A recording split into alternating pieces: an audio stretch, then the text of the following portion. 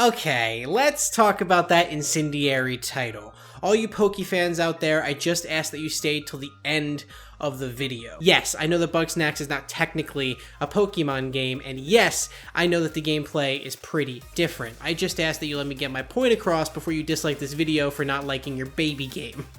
I know it's not a baby game, babies can't hold Game Boys. Anyway, Bugsnax is the best Pokemon game. What do I mean by that? Well, for this video, I'll be breaking down my points into a numbered list.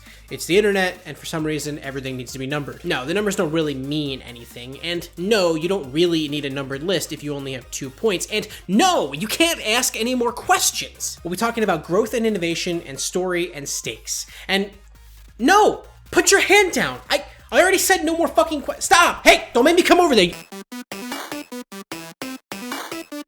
Bugsnax is an indie adventure puzzle game, a bop of a Kero Kero Bonito song, and the titular half-bug, half-snacks characters of the game. In the game developed by Young Horses, the studio behind Octodad, players explore Snacktooth Island, catch Bugsnax, and solve the mysteries found throughout. Pokemon, on the other hand, is so much more than video games. There's anime, manga, feature films, a trading card game, clothing, linens, plushies, mac and cheese, diapers, fucking Pogs. Ever since Pocket Monsters Red and Green were released in Japan in 1996, the series has sold over 368 million units worldwide. All this success has made Pokemon the world's largest media franchise, and the third best-selling video game franchise of all time. That brings us to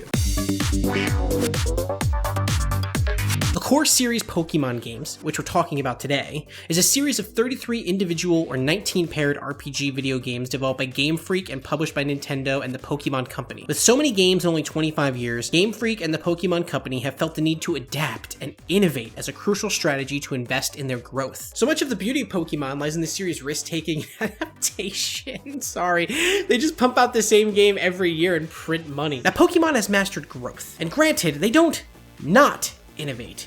It's just that usually their innovation as a franchise is resigned to spin-offs and mobile games and moves at the speed of a Cinesnail. Game Freak is locked in a battle between possibly alienating their core audience and prime demographic by switching away from their simple yet effective gameplay mechanics, or being labeled as a lazy developer for not redefining what a Pokemon RPG is. Bugsnax offers similarities to Pokemon gameplay in the connection to cute animal-like mascots capable of being caught, the semi-open world exploration, and to the Pokemon Snap style creature photography. But Young Horses expands upon the ideas of Pokemon by allowing the player to hunt and catch the adorable and edible creatures using different tools, traps, and sauce bait. Each Bugsnax needs a different combination of observation, planning, bait, and tools. Bugsnax feels like a gloriously exuberant experience when playing compared to the gameplay of Pokemon. Needing to understand which creature will react to their surroundings in ways that will benefit you, which ones will attack you on sight, or which ones will hide if you get too close, adds a more impactful and vibrant way of interacting with the creatures. This allows the player to feel as though the Bugsnax are actually a part of their surroundings, not just randomly strewn about the environment waiting for me to run into them. It's weird. It's almost like treating your franchise mascots as important and dynamic additions to your game world and not simply a basic chart of strengths and weaknesses.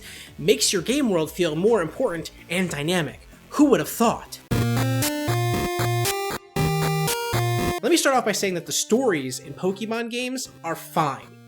Like, totally fine. They're as deep as they need to be for the target audience, or as baby's first RPG. I know I'm not the first person to say that the stories lack depth, intrigue, and stakes. Trying to win the league, catch them all, and beat the blandest villains of all time for the 33rd time really loses its appeal. There's been little to no change in the Poke story since 1996. The lack of an engaging story, or appropriately engaging stakes, leaves the player relying on the stagnant gameplay for their enjoyment. Bugsnax, on the other hand, features interesting and fascinating characters with distinct personalities. Each and every one of the 13 Grumpuses on Snacktooth possess unique personalities, with hopes, dreams, conflicts, love interests, side quests, and a surprising amount of heart. A large part of Bugsnax is about forging bonds and trying to rebuild a community. It's these relationships that make the game so interesting and addicting. I end up caring about what happens to Chandlo and Eggabell, to Beffica and Wombus. The stakes are grounded in these interpersonal relationships, and it leaves a more fulfilling gaming experience because of it. Stepping away from the exact same story you've told since 1996, 6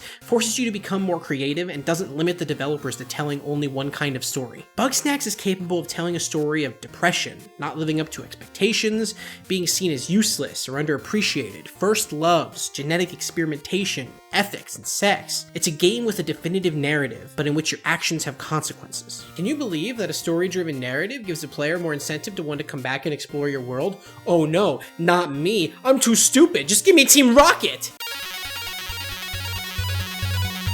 Okay, so why am I saying this? Well, Pokemon has been a constant in my life. Throughout every step of my life, Pokemon has been there. And when I play the new games, all I feel is emptiness. I played Pokemon here, and here! But now I feel how hollow they are. How devoid of substance. How they lack fun and immersion. When I played Bugsnax for the first time, I was sucked in. This weird, beautiful world full of interesting interactions and engaging creature capture mechanics just kept delivering. I want this feeling for Pokemon.